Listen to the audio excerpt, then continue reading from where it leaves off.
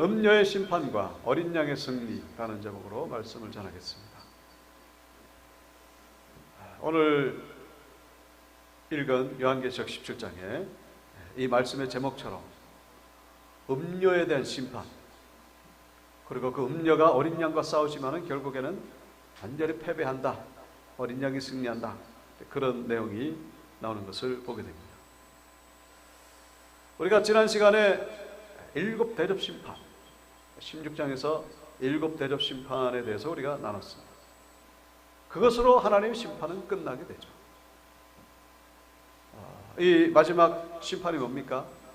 아마겟돈 전쟁. 그것은 영적인 전쟁이라기보다는, 물론 요한계시록의 영적인 전쟁에 대해서는 많이 말씀하고 있죠. 그러나 아마겟돈 전쟁은 실제적인 전쟁일 수 있다. 인류 역사의 종말은 결국 전쟁으로 마치게 된다 라는 것으로 우리가 말씀을 나눴습니다. 그런데 오늘 본문에 또 음녀의 심판이 나오는 것을 보면서 이게 어떻게 모순된 것 아닌가? 심판이 끝났다고 하면서 왜 또 음녀가 또 심판받는 내용이 나오는가? 이건 결코 모순된 것이 아니다라는 것이죠. 늘 말씀드립니다만 이 요한계시록에 세 가지 하나님의 심판 나오죠. 삼중재앙, 삼중심판, 일곱 인재앙, 일곱 나팔재앙, 일곱 대접재앙. 이것은 각각 다른 재앙이 아니고, 바로 시간 순서대로 벌어지는 재앙이 아니고, 이것은 동시적으로 같은 재앙을 다르게 표현하는 것이다.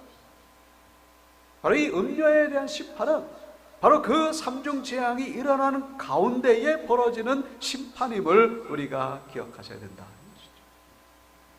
음녀의 심판 따로 있고 삼중 심판이 따로 있는 것이 아니라 삼중 심판을 받는 가운데에 이 음녀의 심판이 있다라는 것이죠.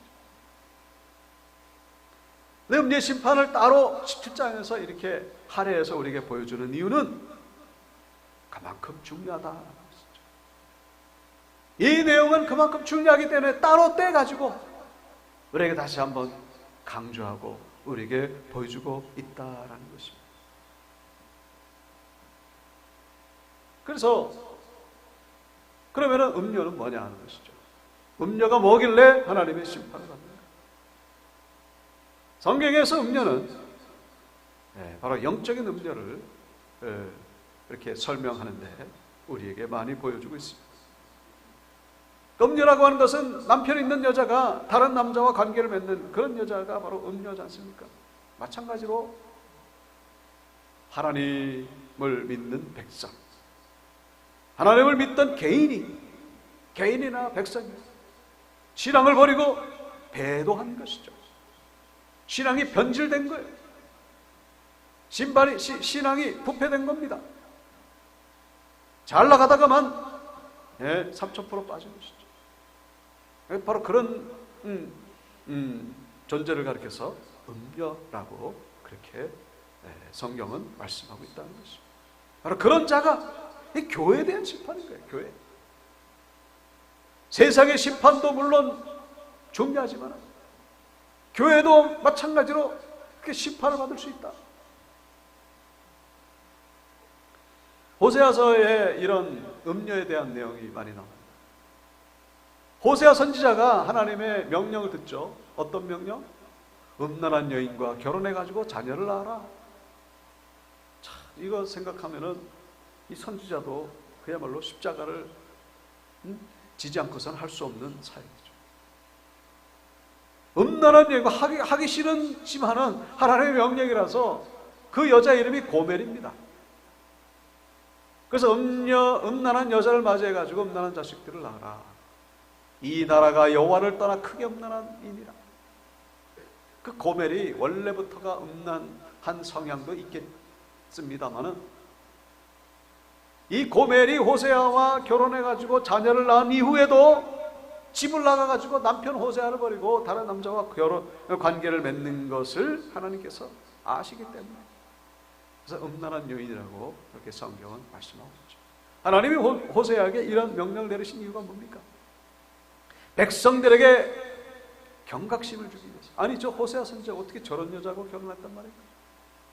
그것은 바로 이스라엘 백성들에게 주시는 하나님의 메시지인 것이죠. 바로 지금 나와 너희의 관계가 바로 이와 같다. 하나님과 이스라엘 백성의 관계가 바로 이와 같다. 호세아는 하나님을 의미하는 것이고 고멜은 이스라엘 백성을 의미하는 것이고 바로 하나님을 떠나 우상을 섬기는 이스라엘 백성들의 영적인 주소를 우리 호세아의 이게 말도 안 되는 결혼을 통하여 하나님께서 말씀하시는 것이죠. 그래서 이 에스겔서에서도 그런 말씀이 나옵니다. 호세아와 에스겔은 다른 선지자죠. 인자야 예루살렘으로 그 가증한 일을 알게 하여, 그래가지고 쭉 내용이 해석되다가 이제 35절 가서 그러므로 너 음녀야, 예루살렘을 향해 말하는 것이죠. 가증한 일을 했기 때문에 음녀라고 불립니다. 그 가증한 일이 뭡니까? 다른 것이 아니라 바로 배도의 일을 한 것이죠. 하늘을 버리고 우상을 섬기는 그 음녀 예루살렘, 여호와의 말씀을 들을지어다. 오늘 본문의 음녀의 심판도 마찬가지다 하는 것입니다. 교회가 받게 될 심판이죠. 그러니 중요하다라고 말할 수밖에 없는 거예요. 그러니 따로 떼어서 이 메시지를 전해주실 수밖에 없는 것이죠. 아무래도 하나님께서는 가장 최고의 관심이 교회에 있는데, 교회라고 해가지고 다 구원받느냐? 교회라고 해서 다 구원받느냐? 그게 아니다. 구원받는 성도가 있고 그 중에 떨어지는 성도가 있고,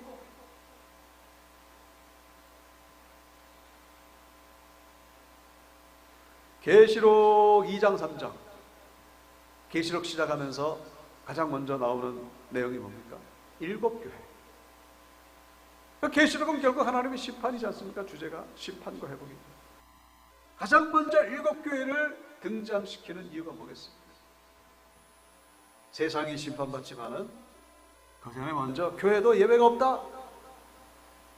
7교회, 에베소부터 시작해가지고 라오디게아 교회, 7교회, 이 7교회만 해당되는 것이 아니라 7교회는 뭐예요? 세상의 모든 나라의 교회, 모든 시대 속에 있었던 교회를 의미하는, 상징하는 7교회인 것이죠. 그래서 그 7교회에 주시는 메시지를 보면서 고칠 것은 고치고 회개할 것은 회개하고, 그렇지 않으면 세상과 함께 멸망하게 될 것이다. 여러분, 우리가 잘 아는 말씀 뭡니까? 청함받은 자는 많되 택함받은 자는 적으리라. 청함받았다 그래가지고 택함을 받아. 택함 받은 자는 따로 있다. 끝까지 우리의 믿음을 지키지 않으면 한순간에 넘어간다. 2절에 보시면 땅의 임금들도 그와 더불어 음행하였고 땅에 사는 자들도 그 음행의 포도주에 취하였다 하고, 함께 땅의 임금과 이 세상 권세, 세상 권력이죠. 음료와 세상, 교회가 이 세상이 하나가 됐다. 연합한다는 것은 좋은 일이죠. 그러나 어떻게 연합했느냐, 이게 문제야. 좋은 게 좋은 거, 누이 좋고 매부 좋고. 여러분, 우리가 무신론과 함께 할 수 있습니까? 이단 사상과 함께 할 수 있습니까? 물론 그런 사상을 가진 사람은 사랑해야죠. 하나님의 피조물이니까. 동성애를 하는 사람도 마찬가지입니다. 사랑해야 됩니다. 그러나 그가 가진 사상을 우리는 함께 할 수가 없어요. 왜냐? 하나님이 싫어하신 것입니다. 땅의 임금들도 그와 더불어 음행하였고, 세상인지 교회인지 이제 완전히 구분이 없어지는 거예요. 교회가 심판받는 이유가 뭡니까? 다른 것이 아니라 세상 따라가다가 세상을 좋아하다 보니까 음행의 포도주에 취하였다. 믿음의 눈으로 보면 제정신이 아니다, 그런 얘기죠. 세상에 얼마나 똑똑하고 착한 사람도 많습니까? 그러나 믿음의 눈으로 보면 다 포도주에 취했다. 다 자기 의의를 가지고 살아. 하나님의 의의는 놔두고 이 세상의 진정한 주인이신 하나님은 저기다 놔두고 교회가 지금 그렇게 되어져 간다라는 것이죠. 여기 3절에 보시면은 성령으로 나를 데리고 광야로 가니라. 자, 광야에 있는 음료. 왜 광야로 데리고 갑니까? 갑자기 장면이 바뀌면서 이 물 위에 앉은 큰 음녀인데 이 음녀가 어디에 있냐면 광야에 있어요. 광야로 가느냐? 광야로 가니라. 왜 광야로 갑니까? 교회와 광야는 너무나 밀접한 관계가 있다. 광야에서 태어나고 광야에서 성장하고 그랬던 교회가 이 지경이 됐다, 그런 얘기죠. 계시록 12장에 보시면은 핍박받는 교회를 하나님께서 보호하시기 위해서 그 교회를 광야로 피신시키시니, 광야로 피신시키시니, 여자가 아들을 낳으니라. 이는 장차 철적으로 만국을 다스릴 남자라. 그 아이를 하나님 앞과 그 보호자 앞으로 올려가더라. 우리 12장을 통해 가지고 여기서 나오는 여자가 바로 교회를 의미하고, 여자가 낳은 아들은 바로 메시아 예수 그리스도를 의미한다는 것을 우리가 나눈 적이 있죠. 근데 그 아이가 어떻게 된다고요? 그 사탄이 아이를 삼키려고 했는데 아이는 하나님 앞과 그 보호자 앞으로 올려갑니다. 그게 뭡니까? 부활승천이죠. 십자가로 죽인 줄 알았는데 이게 실패한 거예요. 부활하면 승천하시고 올라갑니다. 그 화가 난 이 사단 마귀가 이제 그 아이를 낳은 여자 교회를 없애게 하려고 하니까 하나님께서 광야로 피신시키십니다. 하나님께서 거기서 1260일 동안 그를 양육하기 위하여 하나님께서 예비하신 것이 있더라. 1260일 뭡니까? 42달, 한때 두때 반때 3년 6개월 다 같은 기간이라고 말씀드렸죠. 7년 환난 가운데 전 3년 반. 실제 기간인지 아닌지 그건 뭐 해석하기 나름이었습니다. 어쨌거나 그런데 그 핍박 기간이 결국 보호받는 기간이다라는 것입니다. 이게 참 모순이 아닙니까? 세상이 핍박하면은 어디 안전한 데 보호하셔야 돼요. 광야가 그 살기 힘든 것이죠. 여러분, 이것은 무엇을 의미합니까? 여러분, 핍박을 받을 때에 적어도 우리의 영은 깨어난다는 것이죠. 광야이기 때문에 정신이 번쩍 차려집니다.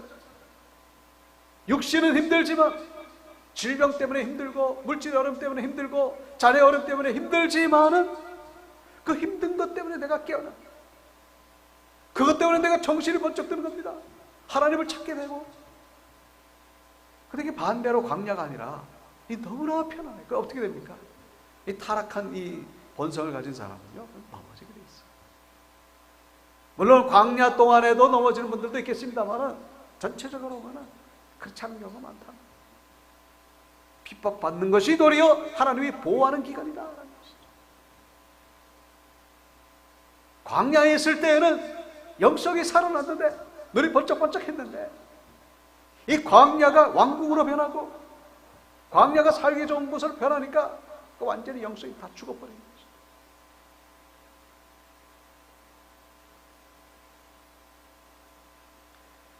바로 그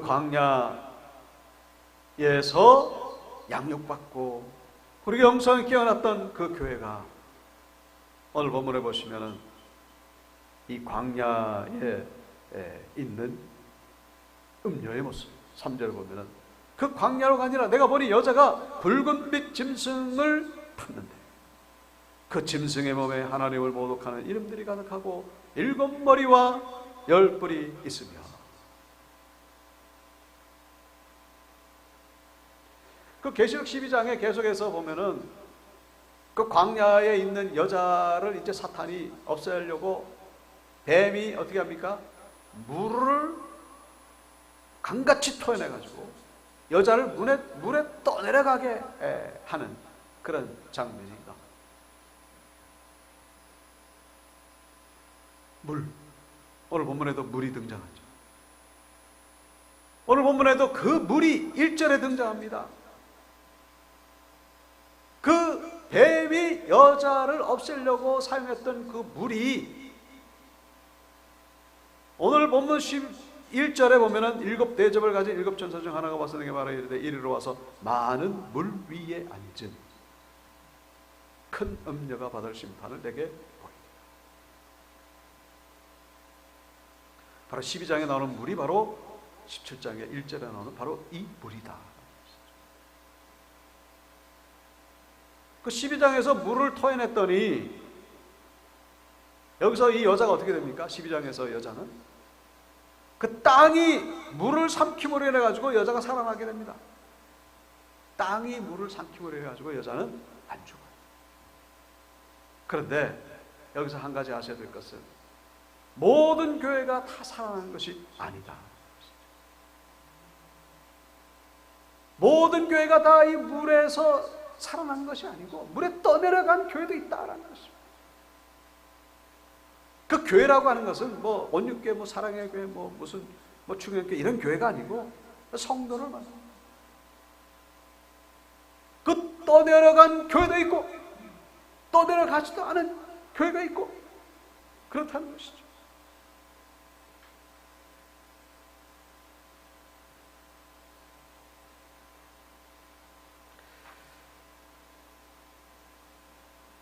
떠내려가지 아니하고 살아난 교회는 14장에서 14만 4천으로 우뚝 서 있는 모습을 우리에게 보여주고 있습니다. 이 바로 14만 4천 구원받은 자. 세상 떠내려가지. 12장에서 이제 이 뱀이 교회 여자를 어떻게 없애보려고 물을 그냥 쫙 보냈는데 안 떠내려간 이 교회는 14장에서 어떻게 돼요? 어린 양과 함께 시온산에 서 있는 모습을 보여주고 떠내려가지 않은 교회 14만 4천 그들의 이마에는 어린 양의 이름과 그 아버지의 이름이 딱 박힙니다. 여기에 이름이 박혀있다 게 뭡니까? 이 소속됐다 그런 얘기죠. 나는 이 이름의 노예다. 나는 이 이름에 소속된 자다. 이 이름이 나의 주인이다 그런 얘기죠.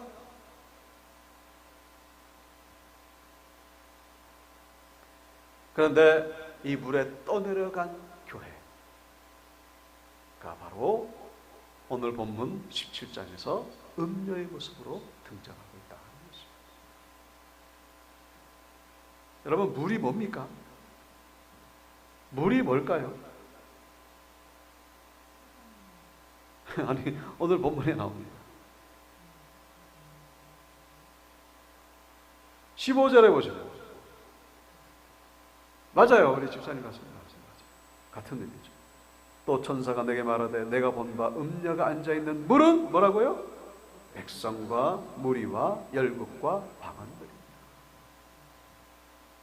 엄청나게 많은 사람들을 가리킵니다.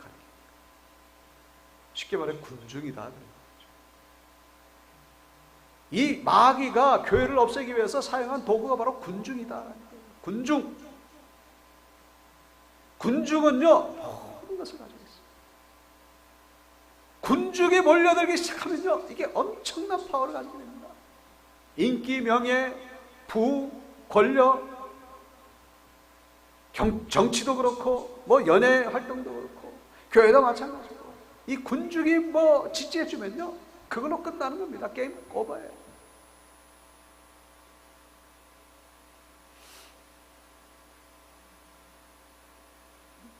광야에 있던 교회가 그 군중이 몰려왔습니다마는 땅이 그 물을 삼킴으로 인해 가지고 살아나게 되죠. 이 땅이 물을 삼켰다 뭐겠습니까?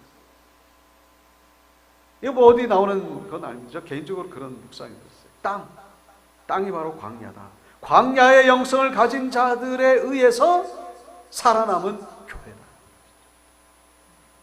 광야의 영성을 가진 자들이 브레이크를 거는 거예요. 그렇게 하면 안 된다. 그 방향으로 가면 안 된다. 예를 들면 종교개혁자들 뭐 그런 분들이겠죠. 선지자와 같은 분들. 그런 자들에 의해서 이 엄청난 군중이 있음에도 불구하고 정신이 흐려지지 않는다. 바른 방향으로 가는 것이죠. 땅이 물을 삼킴으로 인하여 여자가 살아났다. 근데 그 땅이 물을 삼키지 않았던 이런 교회들, 오늘 본문의 음녀의 모습으로 등장한다 하는 것입니다. 군중은 무서운 것입니다. 군중은 좋은 의미로 힘을 합해가지고 좋은 일을 할 수도 있겠습니다만, 그러나 이 잘못된 방향으로 가게 되면 이보다 무서운 것은 없어요. 이보다 무서운 것은 없어요. 교회가 군중을 이끌고 가야 되는데 교회가 군중을 따라가고 군족에게 끌려가고 있습니다. 군족에게 끌려가는 거예요. 여러분, 군족이 뭘 좋아할까요? 진리를 좋아할까요? 그렇지 않습니다. 군중은 진리를 좋아하지 않고 육신적인 것을 좋아해요. 편한 거 좋아해요. 자극적인 거 좋아해요. 신기한 거 좋아해요. 너희는 좁은 문으로 들어가기를 힘쓰라. 멸망으로 인도하는 문은 크고 그 길이 넓어 그 문으로 들어가는 자가 많으니라. 많은 사람들은 다 큰 문으로 들어가요. 편한 거. 아니, 세상적인 거예요. 그냥 군중이 진리를 좋아한다고요? 천만의 말씀. 군중이 의를 좋아한다고요? 그렇게 철발은 그렇게 합니다. 그러나 이렇게 막 모여지면요, 그렇게 될 수가 없어요. 청함받은 자는 많되 택함받은 자는 적으니라. 물론 예외도 있겠죠. 그런 예외는 별로 없어요. 깨어있는 영성을 가진 자들이 많지 않다는 것입니다. 그 뱀이 토해낸 물에 휩쓸려 가지 않은 교회 14만 4천, 그렇게 많지 않다는 것이죠. 대부분은 뭐예요? 오늘 본문에 완전히 세상과 그냥 하나가 된 그런 음녀의 모습이죠. 음녀의 모습. 그래서 이 4절에 보면은 이 짐승을 탄, 붉은빛 짐승을 탄 이 음녀, 물 위에 앉아 있다고 그랬는데 또 짐승에 앉아 있다라고 그렇게 표현하고 있습니다. 그렇죠? 1절에는 물 위에 앉아 있다고 그랬는데 여기 3절에는 붉은빛 짐승을 타고 있다. 붉은빛 짐승과 물이 같을까요? 뭐 단어상으로는 다르겠습니다만 영적인 의미는 같다라고 볼 수가 있어요. 물이 뭐예요? 군중. 붉은빛 짐승은 뭡니까? 붉은빛 짐승의 핵심은 7머리 10뿔입니다. 7머리 10뿔. 3절에 나오죠. 저 7머리와 머리가 7개예요. 그 뿔이 10개입니다. 저 짐승을 우리가 어디서 본 적이 있죠? 13장에서 우리가 본 적이 있습니다. 13장에서 두 종류의 짐승이 나오는데 첫 번째 짐승이 바로 저겁니다. 뭐 복잡하게 설명하기는 좀 그렇고, 오늘 본문에 보시면은 저 7머리와 10뿔이 무엇인지를 말씀해 주고 있습니다. 여기 12절에 보시면은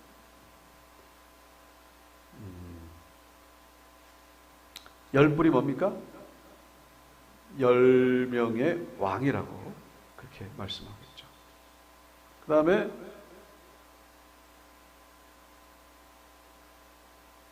9절과 10절에 보시면은 9절과 10절에 보면은 지혜 있는 뜻이 여기 있으니 그 7머리는 뭐예요? 여자가 앉은 7산이요 또 7왕이라. 그러니까 7개의 머리나 10개의 뿔이나 다 뭐예요? 왕을 의미한다. 다 왕이에요. 저 왕이 뭡니까? 하나님을 반대하는 존재죠. 인간. 왕이 왜 왕이 되죠? 군중이 있으니까 왕이 되지. 어떻게 군중이 없는데 왕이 됩니까? 세상의 권력, 세상의 세력, 그러니까 물이나 이 짐승이나 다 같은 거예요. 거기에 올라타 있다라는 것이죠. 뭐가? 이 교회가 그렇게 됐다라는 것이죠. 그래가지고 이 교회가, 이 음녀가 어떤 모습입니까? 여기 4절에 보면은 자줏빛과 붉은빛 옷을 입고 금과 보석과 진주로 꾸미고 손에 금잔을 가졌는데 그 금잔 속에는 온갖 더러운 것들이 가득합니다. 얼마나 그냥 휘황찬란한지. 뭐 비싼 옷이 잘못됐다는 그런 얘기가 전혀 아닙니다. 그런 건 아니고 자기 취향에서 입을 수 있죠. 그러나 이 교회가, 광야에 있던 교회가 완전히 세상의 그 부귀 영화를 따라가 그런 모습인 것을 보여주고 있는 것이죠. 자, 그래서 이 군중을 타고 있는 이 음녀의 모습. 여러분, 심지어 여기 18절 마지막 절에 보시면요, 또 내가 본 그 여자는 뭐라고요? 땅의 왕들을 다스리는 큰 성. 그러니까 세상에 이것보다 더 높은 존재가 없어요. 세상의 왕이 최고잖아요, 사실. 뭐 성경시대로 말할까. 근데 왕보다 더 높은 존재가 바로 이 교회다. 여러분, 지금 사도 요한이 계시록을 쓰면서 이때 당시 어떤 상황입니까? 이때 상황에서는요, 도저히 상상할 수 없는 그런 장면. 왜냐? 교회는 엄청난 핍박을 받고 있습니다. 그냥 죽기 직전에요. 그냥 말기암 환자, 그냥 그 인공호흡기 꽂아가지고 그냥 숨이 깍딱깍딱 넘어가. 그냥 죽기 직전입니다. 그런데 이렇게 된다고? 교회가 이렇게 된단 말인가? 그렇게 높은 자리에 올라가는 것도 놀라운 일이고, 그리고 그렇게 변질된다는 것도 놀라운 일이고, 이건 놀라운 것밖에 없어. 놀라운 것밖에 없어. 그래가지고 6절에 뭐라고 말씀하고 있습니까? 내가 보매 이 여자가 성도들의 피와 예수의 증인들의 피에 취한지라. 내가 그 여자를 보고 놀랍게 여기고 크게 놀랍게 여기니. 그냥 놀랄 수밖에 없어. 아니, 교회가 이렇게 되는 것 말입니다. 뭐 그 의미를 요한이 알았는지 몰랐는지 모르겠습니다. 교회의 이 본질, 영적인 정체성. 18절이 뭐 다 말해주고 있는 거죠. 그 여자는 땅의 왕들을 다스리는 큰 성이다. 지금 도망다니 바빠 죽겠는데, 피해 다녀 이게 바빠 죽겠는데 무슨 왕들을 다스린다. 여러분, 그러나 우리는 2000년대를 살아가면서 돌이켜볼 때에 이것이 역사적으로 일어난 사실이라는 것을 우리는 알 수가 있습니다. 교회가 왕 위에 올라간 적이 있었어요. 그러니까 네로 황제 때부터 이제 핍박을 받았다가 313년에 콘스탄틴 황제 때 이제 자유가 얻어졌죠. 근데 자유가 얻어졌는데 자유만 얻어졌습니까? 이때부터 그냥 교회는 엄청나게 성장합니다. 엄청나게 성장하고, 심지어는 1077년 이 카노사의 굴욕이라고 해가지고 이제 그 세계사 이제 공부하면 이제 그런 보게 되는 장면입니다. 황제가 교황에 가가지고 무릎을 꿇고 한 3일 동안 그 엄동설 안에 내복 바람에 잘못했다고 싹싹싹 비는, 예? 교황이라고 하면은 지금을 말하면 교황이니까 그렇지. 그런데 여러분, 그때 당시에는 교회에 그 숨어 다니는 지도자예요. 목숨이 오늘 내일 하는 그 지도자에게 이 황제가 와가지고 두 손 두 발 삭삭삭삭 빈 거예요. 물론 나중에 또 뭐 아베뇽의 유수라 그래가지고 이게 완전히 또 역전이 되는 그런 경우도 있습니다. 어쨌거나 이 교회의 이 권세, 교회의 지위가 이렇게 된다는 것은 상상을 못합니다. 근데 교회가 그렇게 지위가 올라가는 거, 거기까지는 좋아요. 그러나 이 교회가 타락하고 부패하고. 오늘 제가 카톨릭을 비판하는 건 아닙니다. 중세 때는 뭐 당연히 다 카톨릭이었잖아요. 그때는 개신교도 없고 그냥 다 카톨릭이었어요. 교회를 말하는 겁니다.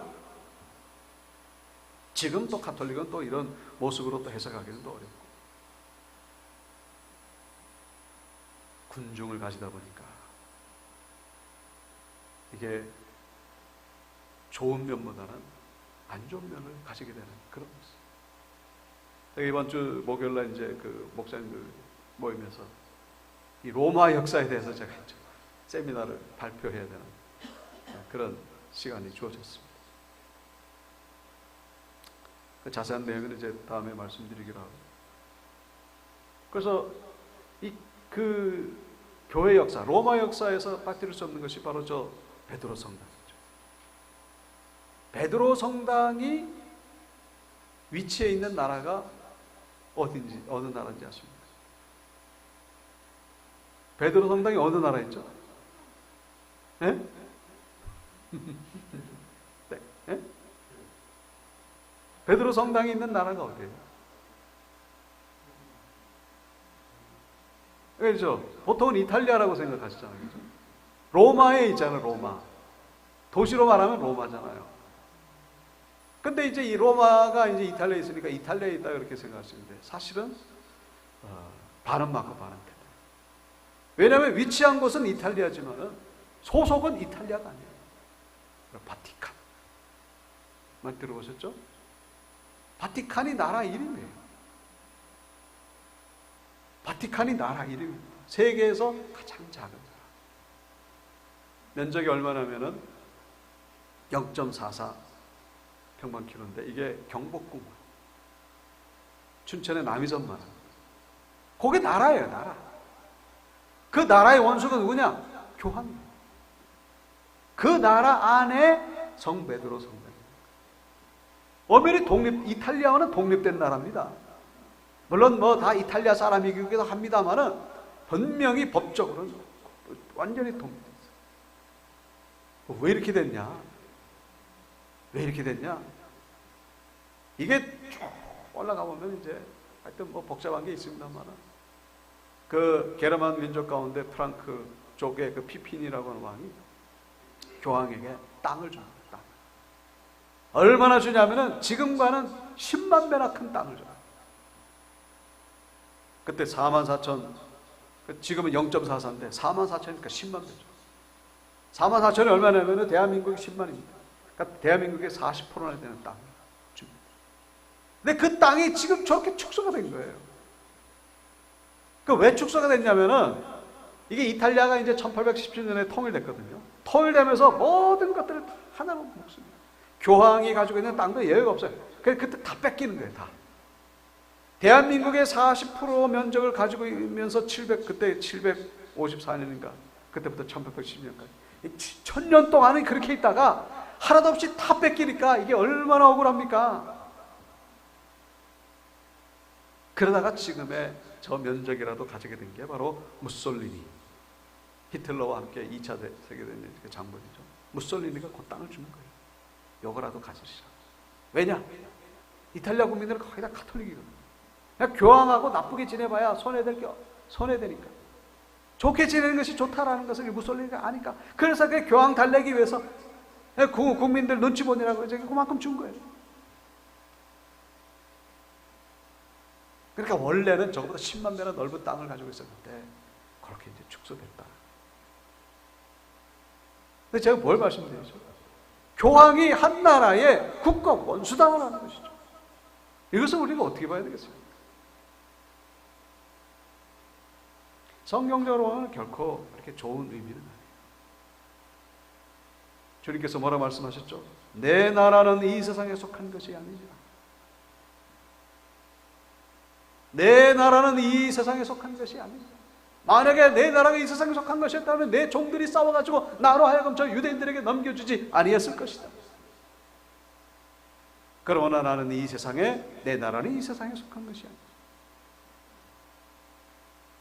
여러분, 아무리 교회 지도자가 뭐 땅을 가질 수도 있겠죠.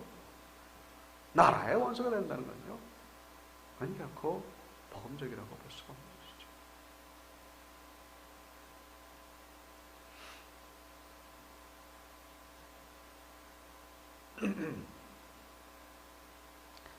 오늘 본문의 그 9절에 보시면은 일곱 머리는 여자가 앉은 뭐예요? 일곱 산.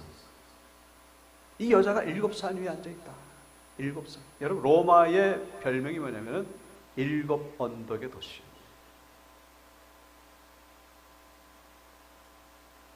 일곱 언덕의 이름이 쭉 나오죠. 네. 팔라티노, 아벤티노, 키리날라, 비아노, 비아날레, 에스킬레노, 첼리노, 카피토리노.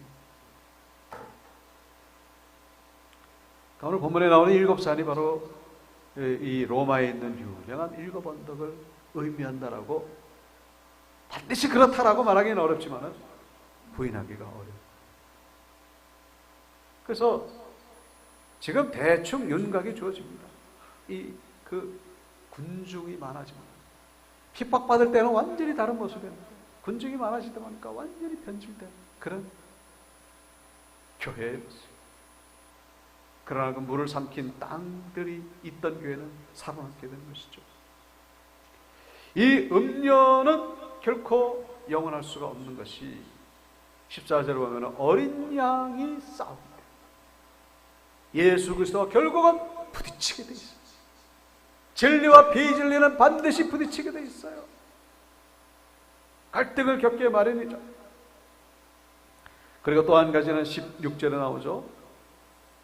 이 열불과 짐승은 음녀를 미워하여 망하게 하고 벌거벗게 하고 그의 살을 먹고 불로 아주 살입니다. 이 음녀가 타고 있던 그 짐승에게 도리어 배반을 당하게 됩니다. 하나님을 배반했으니 나중에 세상에게 배반당하는 것은 당연한 결과라고 할 수 있겠죠. 세상하고 짝짝꿍 하더니 세상이 영원히 보호해 주는 것이 아니라 때가 되면요 완전히 서로 이것보다 죽이고 싶은 관계가 없는. 왜냐? 그 근본이 바로 거짓이고 마귀에 속한 것이기 때문에.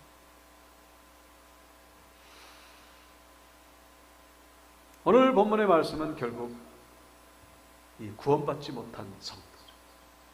구원받지 못한 교회.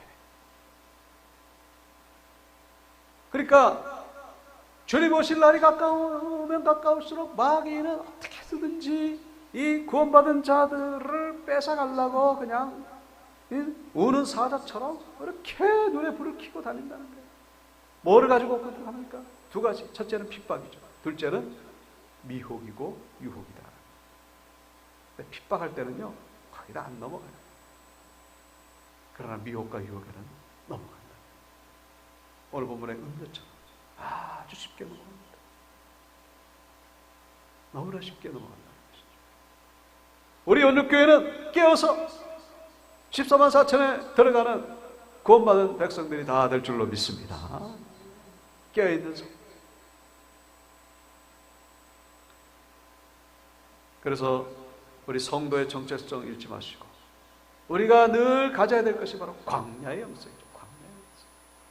광야의 영성 뭡니까? 늘 기도하는 거예요. 다른 거 없어요? 그냥 늘 기도하는 거예요. 다른 거 없습니다. 늘 예배자로 살아가는 것입니다. 다른 거 없습니다. 늘 교회를 가까이 하시는 것이죠. 주님 오실 날 가까운 이때에 마귀가 준동하는 이때에 늘 깨어서 믿음으로 승리하시는 승리자로 살아가시는 우리 온누교회 권속들 다 되시기를 주의 이름으로 축원드립니다.